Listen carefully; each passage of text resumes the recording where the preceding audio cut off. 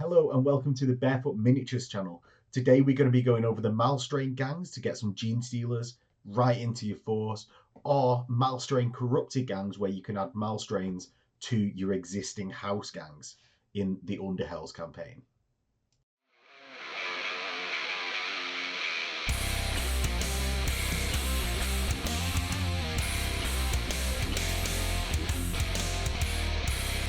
So as I said, we're going to be going over the Malstrain gangs. We're given a general overview of the Malstrains and then look at how you can incorporate them also within corrupted gangs, which just gives a few more options to existing house gangs. And it also gives a nice starting point that you can sort of just have a few Malstrain Gene Stealers, introduce them into your campaign, and be nicely split for your Underhells campaign going forwards. Now, if you do want this in a podcast format, that's available to Patreons of the channel, that's on the link below, as well as the Secundian Incursion campaign right now, as well as the Underhells campaign as it releases straight away, which we're playing at the end of the month. So what do the Gene Stealers really bring to the table? They've got their main fighter, which will be and damage dealer, really, the Malstrain Gene Stealer.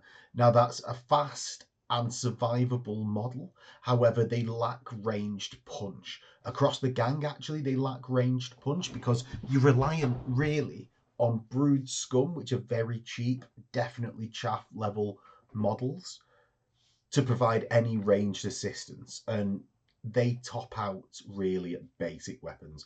There's no special weapons in there until you get a promotion to a specialist and then go to the trading post. Gene Stealers, however, really make up for this because they're very fast, got a high number of attacks. They start with a bunch of skills, have a good number, 3 wounds, a good number of wounds, but they are expensive to balance that out. So it's I would say, high risk, high reward, where you're going to have to be quite sneaky with your models. You're going to have quite a low gang numbers to start with if you really go for Gene Stealers, though you don't have to actually spec all in one way. I think there is a few ways to play this gang, even with the limited number of options that are available to it.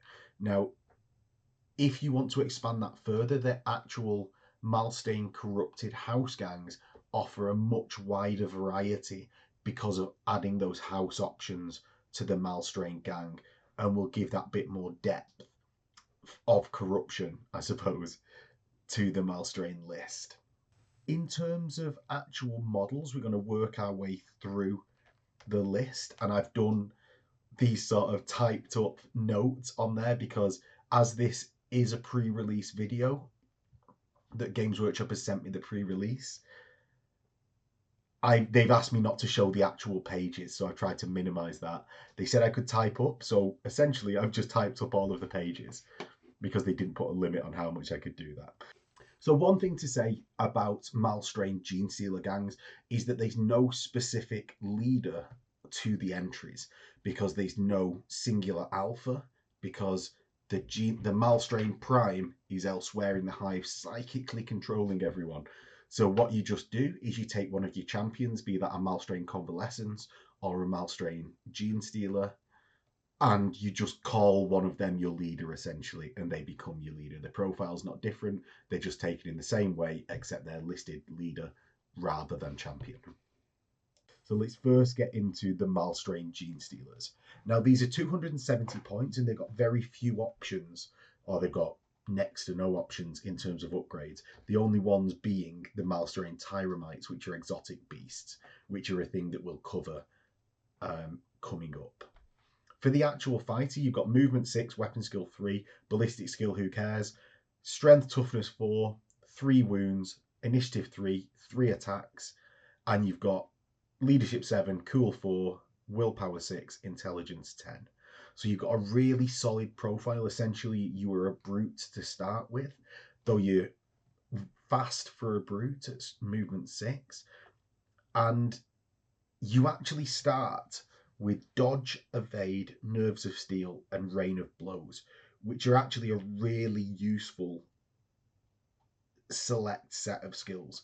So dodge allows you to dodge any attack, both in the shooting phase, a ranged attack or combat attack on a d6 roll of a 6. Now this isn't a save, so it can be stacked on top of other saves, which is really, really useful for surviving because it just happens all the time. Normally I'm not in favour of 6-up saves, but because it's both ranged and close combat, I do actually think it's useful here because it's also for free. You're not going to be choosing it from your list. It's just built in. So I do actually like its inclusion. You've then got evade, which gives a -2 to hit at long range and -1 to hit you at short range if you're not in cover. So essentially you get the benefits of cover dependent on range all the time, which is incredibly useful. Now you might still want to seek full cover if you are getting into the short range of the enemy, but it's really helpful for the survivability of your Gene Stealers. And actually some of the weapons that are included in the Spyra gang, which are obviously directly opposing to this in the set that's just come out at the start of the month, is actually really useful against. The Disintegrator Matrix gives -1 to hit at long range, and if you are therefore in long range, it's -3 included with your evade, which then makes it basically useless to shoot at you. So it pairs off quite nicely both in this campaign and how things are going to be set up at the moment, current meta, and also is just an incredibly useful skill overall. Nerves of Steel. Now this is absolutely key to making you useful in close combat. Nerves of Steel allows you, when you are hit by a ranged attack, instead of immediately being pinned, you've got to pass a cool check, of which your cool is 4+, as I said before, and that's on 2 dice, 4+, you'll remain standing, able to charge going forwards. So again, really, really useful and actually key to the operation of this gang. Obviously, they could have had Spring Up separately, which allows you to go to the ground. It is sometimes slightly better, but we will get into that when we come to it. Finally, you've got the Rain of Blows skill, which means that fight becomes a simple action, not basic. So if you're ever locked in an ongoing combat, you can fight twice in a turn if necessary. Now that's actually very niche because you've already got 3 attacks, and as we'll get into, you've got 2 close combat weapons, so it's very unlikely that either when you charge, you won't kill them, or with your first round of attacks, you won't kill your opponent. And actually, the sort of things that will be charging you rather than shooting you will probably rip you apart as well. So it's a lesser useful skill, is the Rain of Blows. I've not really found it comes into it because I found I charge and then kill my opponent, or they charge and either kill me or I kill them on the return attacks. So only really taking one action to kill my opponent when I've tried it out, even against Spyras. So a bit of a lesser, but I suppose as you get to the end of a campaign, it does get more useful because fighters are more survivable.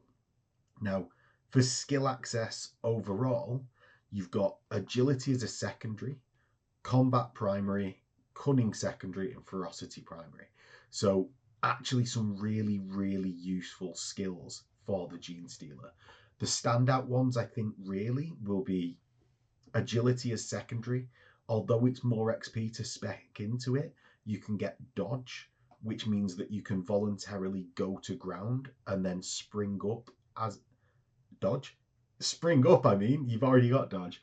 You can spring up to your feet by passing an initiative check at the start of your activation. That makes it more useful than Nerves of Steel, especially if you can get an initiative bonus to 2-up, because it means that you go pinned with no negatives and only the positives, which is that if you're in cover, you can't be shot at. So he's really useful there. Definitely useful specking into that. Next, you've got Ferocity, which True Grit is incredibly good, and it's in your primary skill tree. So what that does is reduce incoming damage by 1 when they're rolling injury dice. So if they shoot a lasgun at you, get a wound through, instead of rolling 1 injury dice, they'll roll 2, and you pick the most favorable one for you. If they roll a plasma gun at you or a bolter, instead of rolling 2 damage, they'll roll 1 that goes through. And yes, they'll pick that result, but it's definitely more in your favour than rather than rolling 2 and getting a skull and a flesh wound and then just going, oh, I'll just pick the skull. Instead, they'll roll 1 and it's always in your favour in that way. It just happens all the time. Taking damage is just a thing that occurs in Necromunda, and True Grit is an excellent, excellent skill.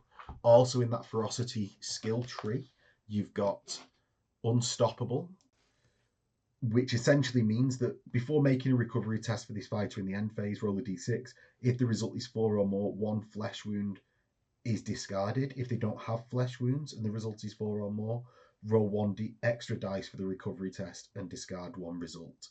So makes it more favourable when you go down. However, I would still be sticking to True Grit before that. Fearsome means that if the enemy wishes to charge you, they've first got to take a willpower test, or they'll just stand there and waste their activation, which is incredibly good.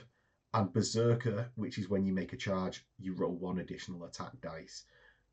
Not as good as just gaining 1 attack, but if you've already maxed out that attacks number, it's a way to get an additional attack on the charge, which is what you want to be doing all the time anyway. Now, other useful things to try and spec into as your Gene Stealer, obviously weapon skill, because you'll be using it all the time. Then I'd say initiative, especially if you can get very quickly to that spring up in agility. I just think that combination is so good for an initiative 2 person. Movement as well, going from movement 6 to say movement 7 or 8 is a massive difference, and especially when Spirers are going to be so fast and you're going to have to deal with them, having a high movement that matches theirs allows you to play the standoff game with the Spirers, because if they outrange you with their melee attacks, it's going to really take you 2 Stealers to take down a Spirer by you getting both within range of the Spirer, and then after they attack 1 Gene Stealer, you gank them with the second. If you've got the same movement of them instead, it's then you've at least got a chance to be able to just gank them with 1 Stealer, and it keeps you in that game. So movement, very important for the Stealer, as well because you've got no ranged weapons, right? So, weapons-wise, what do you have as a Malstrain Gene Stealer? So you've got both claws and maw. Your razor sharp claws are +1 strength, -1 AP, 2 damage and rending. So on a 6 to wound, that 2 damage goes to 3 damage, which is definitely good. Now, sort of paired with that, you've also got a venomous bite, which is engaged range, -2 AP and toxin. Now, toxin is incredibly good. Essentially what it does is it wounds based on your target's toughness. So if you've got a toughness 4 opponent, you'll wound them on a 4, 5 or 6, because it wounds on equal to or higher than the target's toughness. So 50% chance of wounding is good against any like those toughness 4 opponents. But that is the same as your strength, obviously. So why do I think it's so good?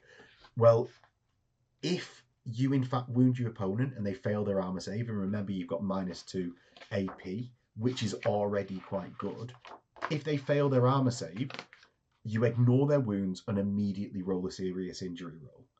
And if you've charged, remember, you can make a coup de grace as part of that charge action after making a fight action.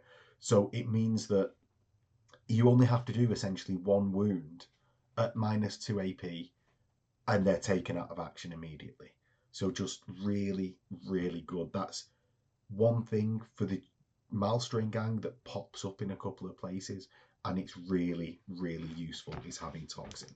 It's just going to make everything really scary against multi-wound opponents.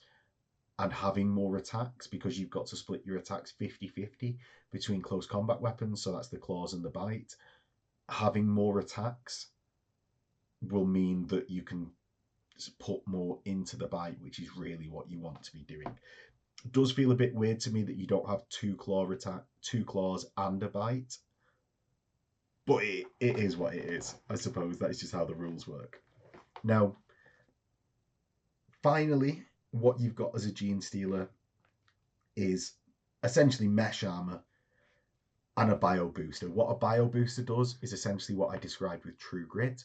So it puts injury dice one more in your favor. If they'd normally roll 2 dice, they instead roll 1. If they'd normally roll 1 dice, they'd instead roll 2, and you'd pick what result you wanted. So you'd choose the flesh wound instead of the skull. And it does it on the first time they'd roll that injury dice. So it just helps keep your Malstrains around longer. Really useful. Mesh armor is useful. It's included in the cost. It's something that just is. Sometimes it'll get ignored, but also when combined with dodge for the 6 up, a 5 up mesh armor, they're hitting you worse with evade. It just all stacks up to really survivable, and you've got 3 wounds and toughness 4 when they finally actually do hit you. So really, really solid fighter. The damage output is excellent with the toxin and claws, because the claws even aren't something to be sniffed at. It's just that the venomous bite is so good. So really good damage output, high speed, high toughness, and actually in a place where I think Gene Stealers ought to be.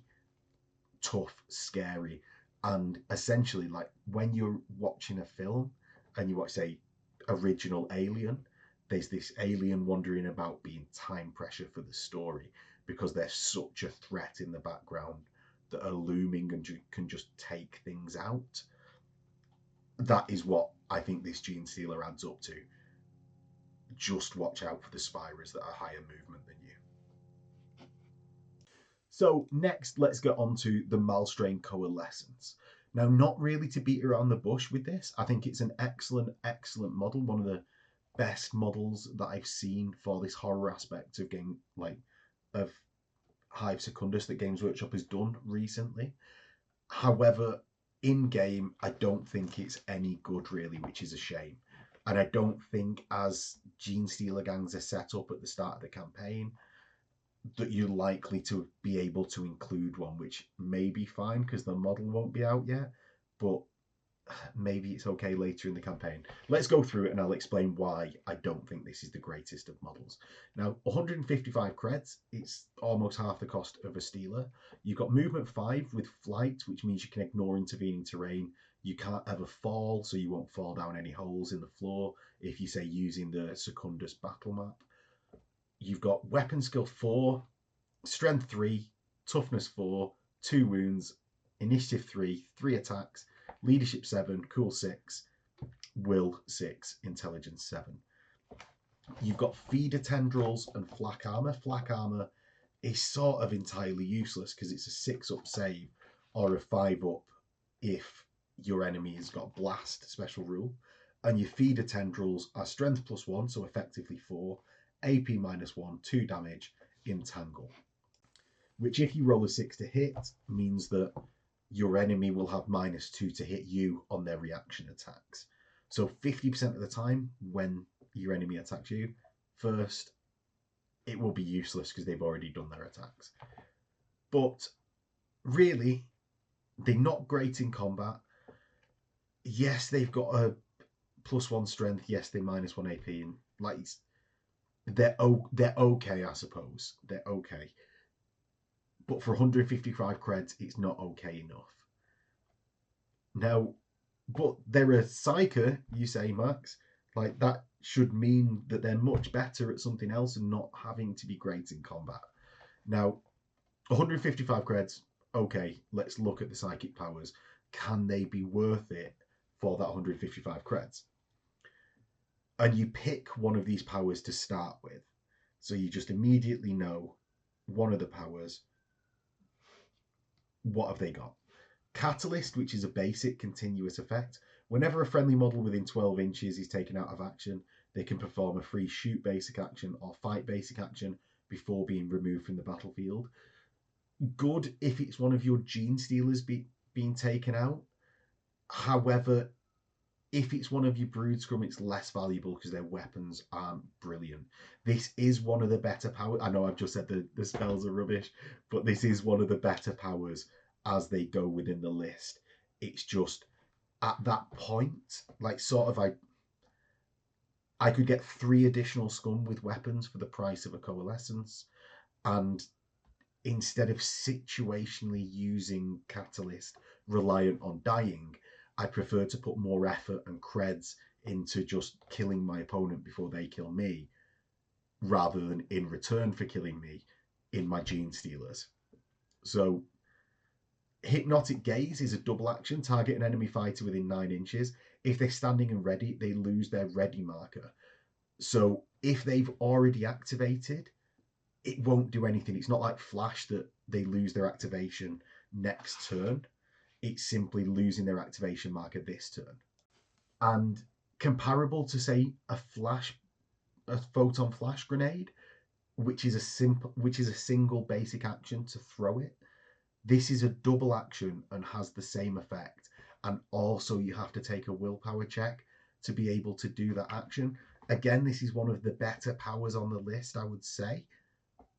But still, I don't think is worth it. It potentially just needs to be a basic action rather than a double action when it's compared to things like photon flashes, and this only affects a single enemy fighter within 9, whereas I can lob photon flashes through a grenade launcher from the trading post much for 24 inches off the top of my head.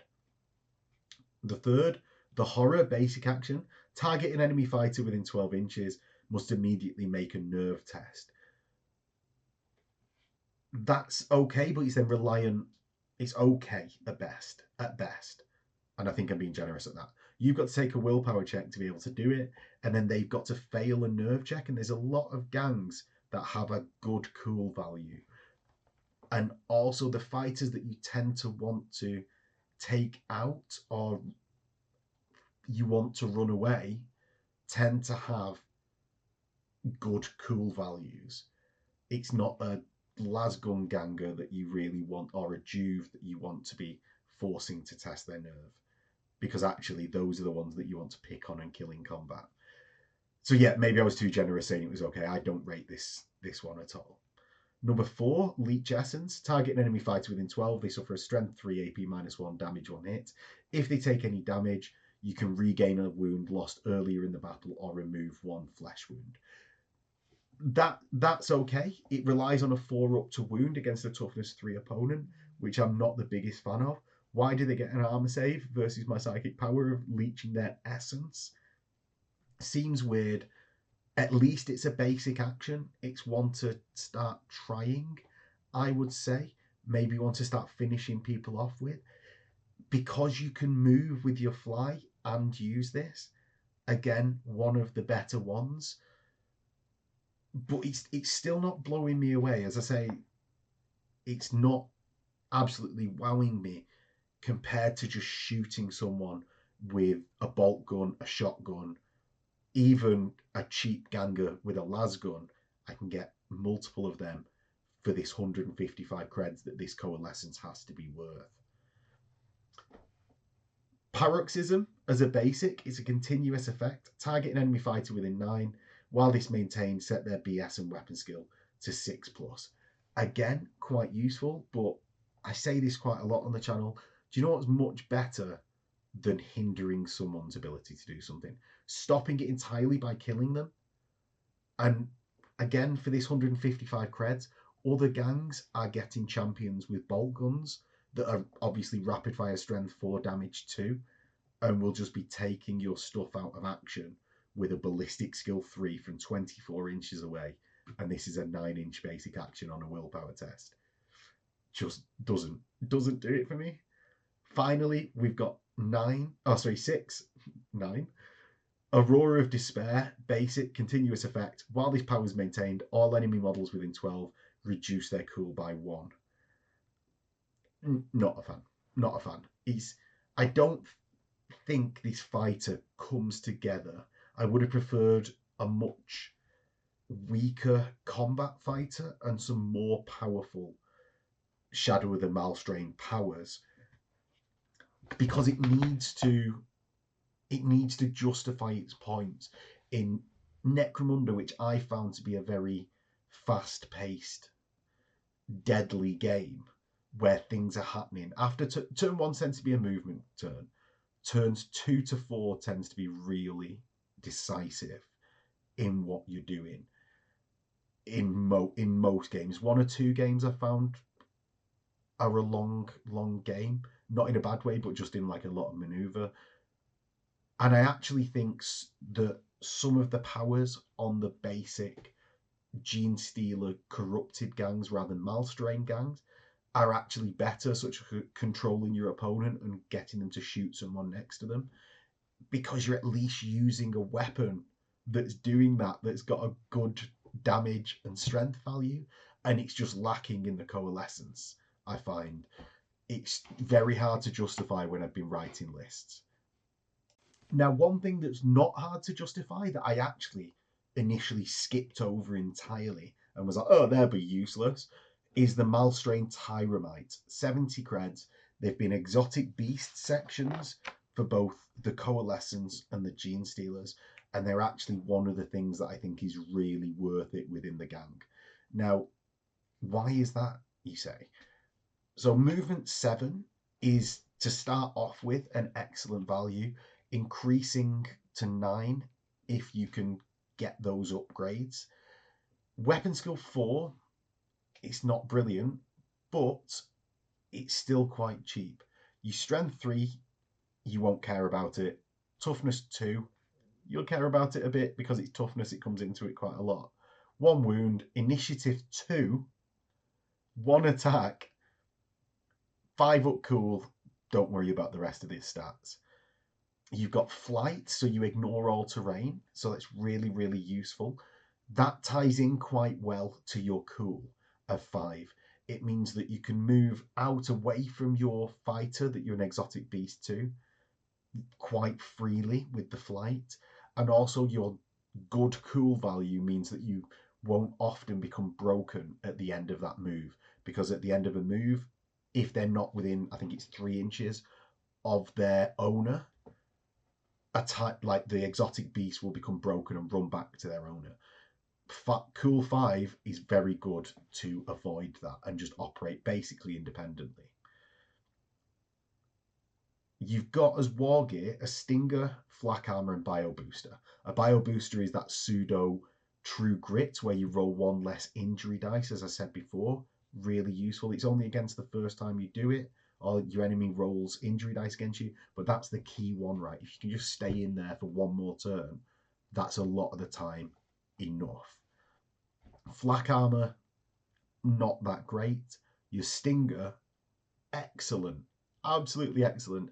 It has Toxin and AP -2, which means on the charge, you'll have 2 attacks hitting on 4s, and then your wound, if you roll equal to or over your target's toughness, and then you'll ignore their wounds characteristic. They'll get -2 to their armor save, and you'll just go straight onto injury dice. And if you've charged, you get a free coup de grace, and you are likely to be the one charging because you move further than everyone else that you're likely to see unless they've skilled up. So really, really useful. If you're on a multi-level ZM, a double move going 14 inches is absolutely excellent. Same for Insecta Mechanicus. I initially wrote them off because I was like, oh, they're small, they're rubbish, they've got 1 attack. But for 70 creds, there's something that you can bulk out your gang numbers with, and they're actually really effective. Whereas you don't have much within that sort of mid points level region. These might have a low toughness to offset the fact that they're quite cheap, but they are excellent, worth it, and I think definitely worth including in your gang.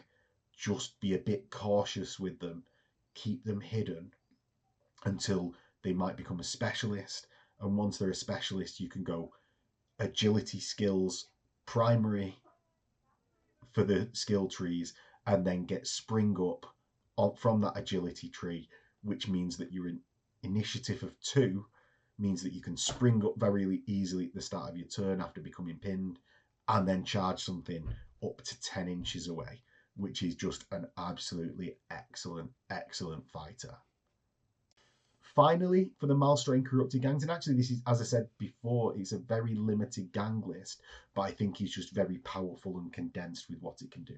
And there's actually a lot of options for the Brood Scum, but I'll give my favourite ones. So Brood Scum start out very cheap. They're 30 credits a model. They've got basic human stats. They're like Scum in the Underhive that you hire. They're essentially those as the kit that you get to make them sort of alludes to. You've got movement 5, weapon skill, ballistic skill 4, strength toughness 3, 1 wound, initiative 4, 1 attack, and 8s across all of the soft numbers, the soft skills, the soft stats. Now, although that is cheap across the board, sort of rubbish chaff, you are meant to be chaff. You are entirely chaff. And for 30 credits a model, you are essentially the same credits as someone else's Juve. And that's all they need to do. When you're comparing it to a Juve rather than a Ganga, actually they've got quite good weapon skill, quite good ballistic skill. And that's how I think you should look at them. Now, they've got access to basic pistol and close combat weapons to start off with, and if they become specialists, then can take special weapons from the trading post, which then does give you access to those grenade launchers. Photon flash is really good for removing people's activations markers in the next turn, which is what I alluded to in the coalescence model for the Malstrain, that these will be better than by becoming specialist. But what do you do at base level? Now, I think the two most successful things, like if you've watched the Secundian Incursion campaign that is on the Patreon below, or even the public games that are included in that series, you'll have seen my favourite options, really. I think it comes across in how happy I get when I use them. Sawn-off shotguns, 15 credits. Just strength 3 might be average for most weapons, but when you get D6 hits by getting a hit, and you just pop out 4 inches away, hit on a 2, because it's got a 4-inch short range, hit on a 2, and do D6 strength 3s, it's actually really effective. And I actually think it's worth. Sawn-off seem to get a lot of hate, but I'm actually a massive fan of them. Now, they're mostly effective in Zone Metalis. What is effective everywhere is a shotgun for 30 credits. Now, that's got 2 ammunition types: solid slug, which is strength 4, 2 damage, and has a 16-inch range. It's also got knockback, so it can knock people off platforms and stuff like that. And an 8-inch short range with +1 to hit, which is really useful. Now, secondarily to that, it's got a scatter shot, which is D6 hits again, but at strength 2.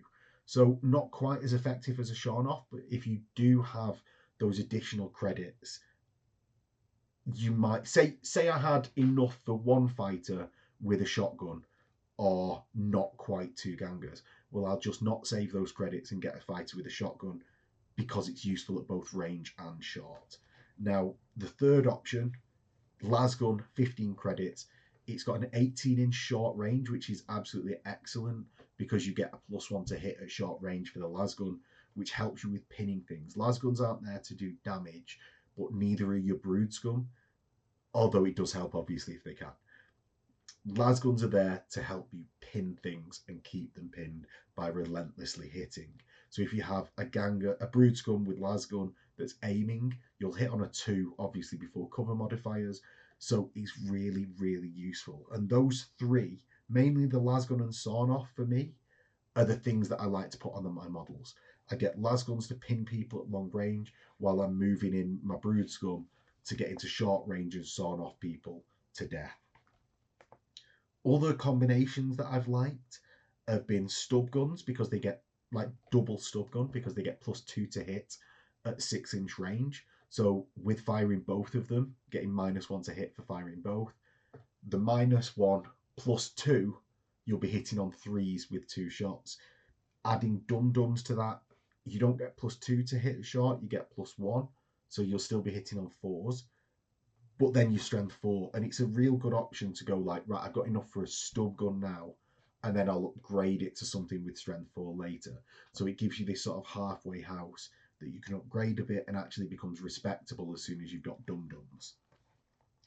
Flails in the close combat weapons section for 20 credits are absolutely excellent. They get +1 to hit and +1 strength. So you're sort of getting a bonus in both areas is better than getting a bonus in one area. Also, it has disarm.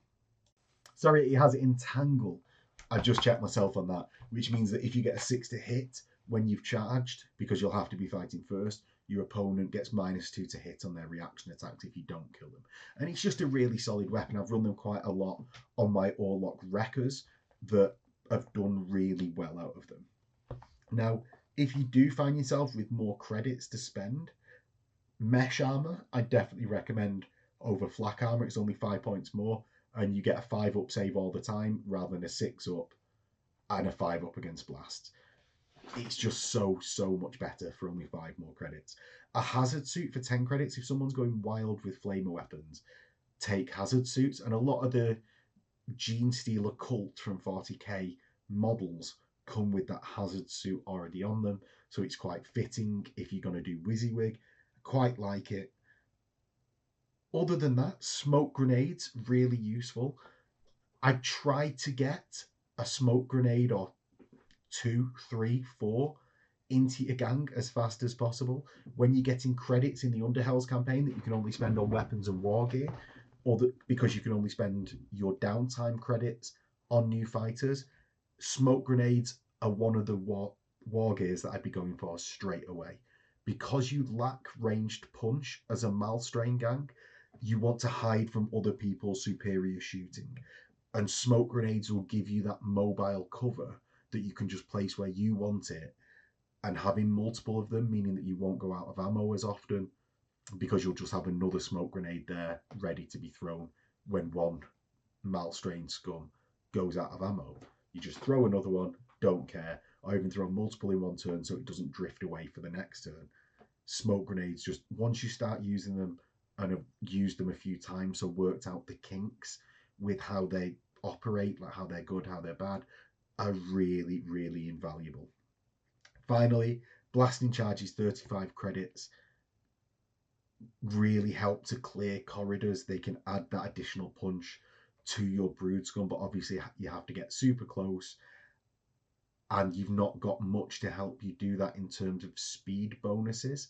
So unless you're going to be playing in the Ash Waste, like if you do play in the Ash Waste, if you do play the Underhells campaign as it's written, 1/3 of the time of which is in the Ash Waste, 2/3 of the time in the first couple of missions, blasting charges while you're on a motorbike are really good because you're getting close, you can only throw them 6 inches, and it adds that punch for you. And that's actually my rundown of the Malstrain gang. I think we've covered everything that I really wanted to cover and think it's important to go over. So one thing that I've got left to do is go over an example list for the Malstrains. So I've actually come up with 3 because they're quite quick to do, not having many options. So I've given my example 1 being 3 Malstrain Gene Stealers. That's 110 of your credits. 3 Brood Scum, that brings you up to 900. And then you've essentially got 100 credits left to spend on your Brood Scum.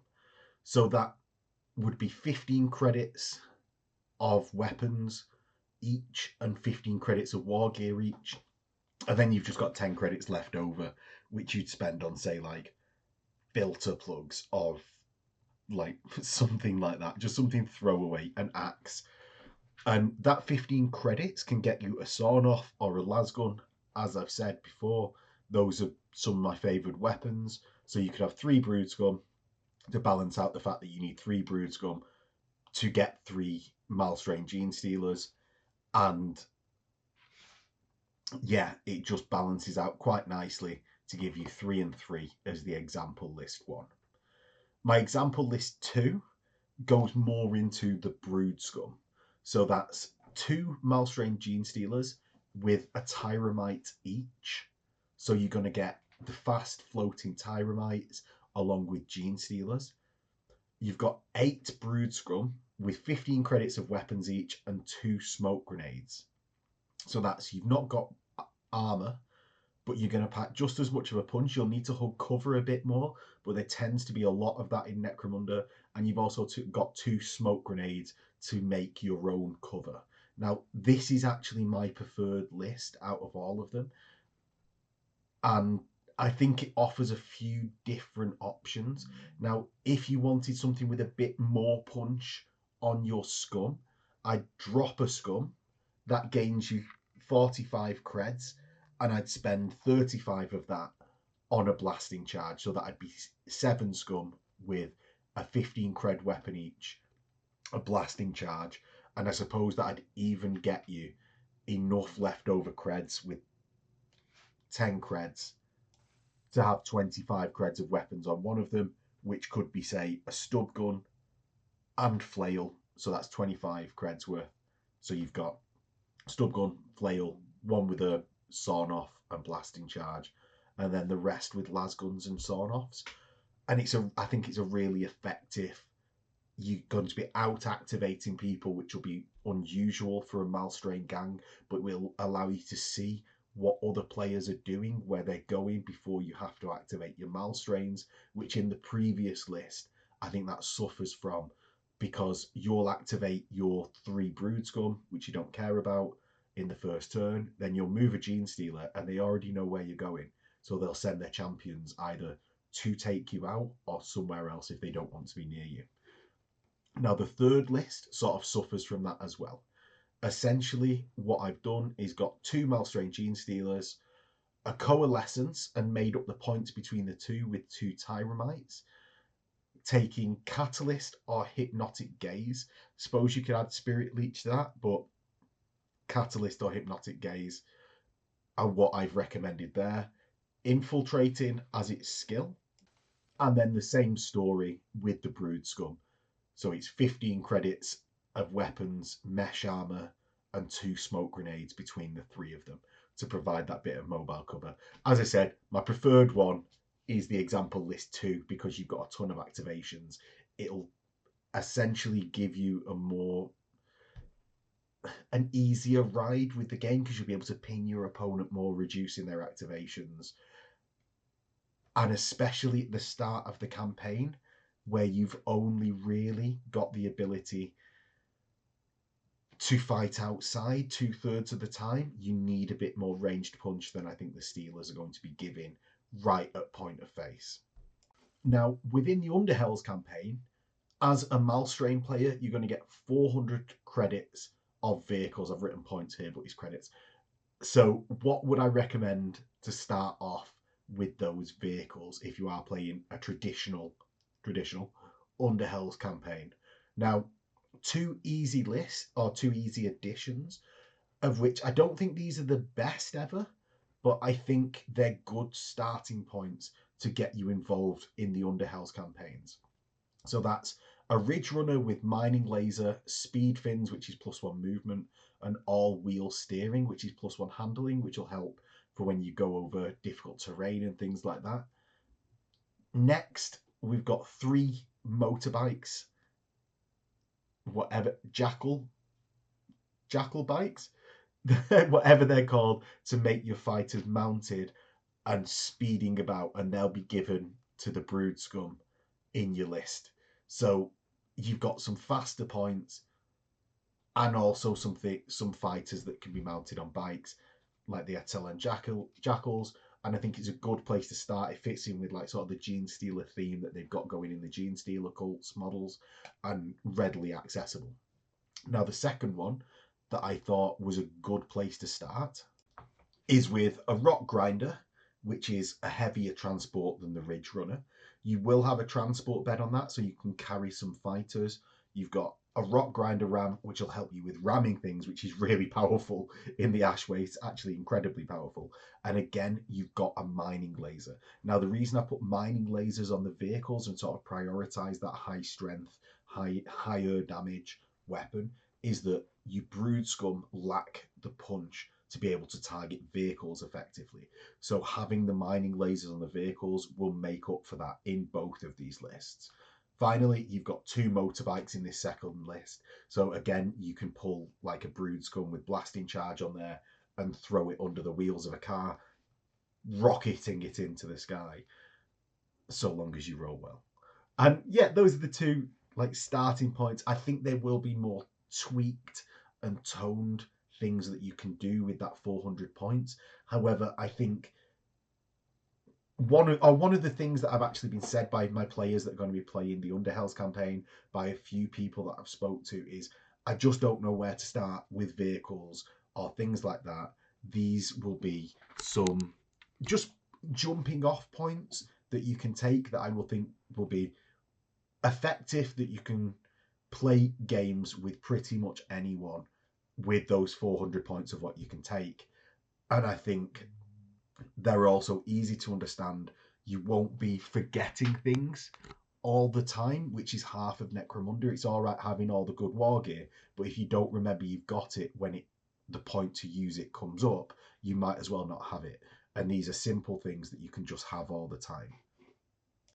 Finally, the last one to say is corrupted gangs.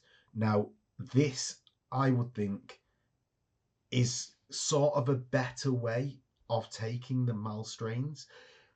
Essentially, the benefits of being a Malstrain corrupted gang is your gang leader can be upgraded to a Psyker with the Shadows of the Malstrain powers. Now, actually, I think the Shadows of the Malstrain powers work better on a leader that also has a gun, rather than just being this floating, semi-useless in combat convalescence. And it's such a shame. But I think being able to defend themselves at range actually makes it much more appropriate to be on a leader that can run in, do something else, and have other options rather than trying to repeat the same action all the time. They can just be a Psyker and use that power when it comes up into usefulness. So I think that's actually a really good point for the Malstrain corrupted gangs. You can take 0 to 3 Malstrain Gene Stealers recruited as brutes. So at 0 to 5 rep, you'll be able to take 1 Malstrain Gene Stealer, which is sort of enough. They're very good, and they're just brutes from other gangs that have been put into one gang in main. I actually think it's a really good way to run it is as brutes in other gangs, because they make up, saying if you're a Vansar and you want some combat punch to play a bit differently, having Gene Stealers in your, say, Vansar gang really takes it to another level and gives you a sort of a fun, different way to play by their inclusion, rather than your brute being, say, an Arachne rig, which is just more shooting that you've already got. 0 to 1 Malstrain Convalescence as a brute. I think we all know my feelings on that by now. 0 to 2 Malstrain Tyramites for leaders and champions as exotic beasts. That's again good. I really like Tyramites, and for all the reasons why exotic beasts are good, Tyramites are good. And any number of Malstrain Brood Scum may be hired. Now, that is actually really, really cool. You get this sort of mid-level chaff that's better than a Juve. Yes, the mental stats might be worse than your normal fighter. Even some gangs, the shooting and weapon skill stats might be worse than your normal fighters. But they've got an average stat line. As an Orlock player, those stat lines look perfectly fine to me, except the cool's a bit low, but I don't care because I'm going to have more of them. So the Brood Scum, really useful addition to other gangs, I think, for just padding out. I don't think I'd start off with loads of them, but there might be a point in a campaign where I'm just like, I've got 250 credits to spend on some things during the downtime. I can recruit 5 Brood Scum from that because I'm desperate for more fighters. And it's really good for just injecting a load of chaff into your gang to out-activate your opponent.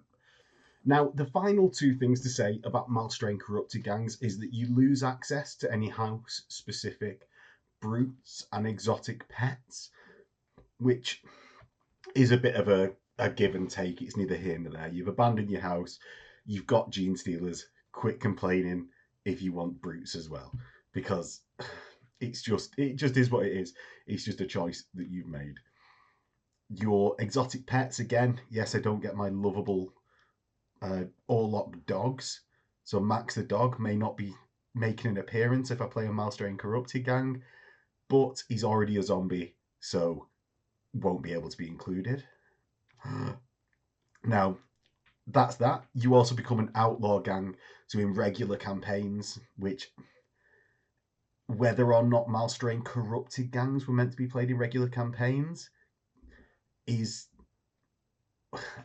but you're outlaw, so if you get sold to the guilders, it'll be worth more credits. It is what it is. So that is the end of the guide. Hopefully you've enjoyed it. Hopefully you found it informative. And let's get into the Underhells, because I'm really looking forward to it and playing this campaign on channel. And I'll catch you there. See you in a bit.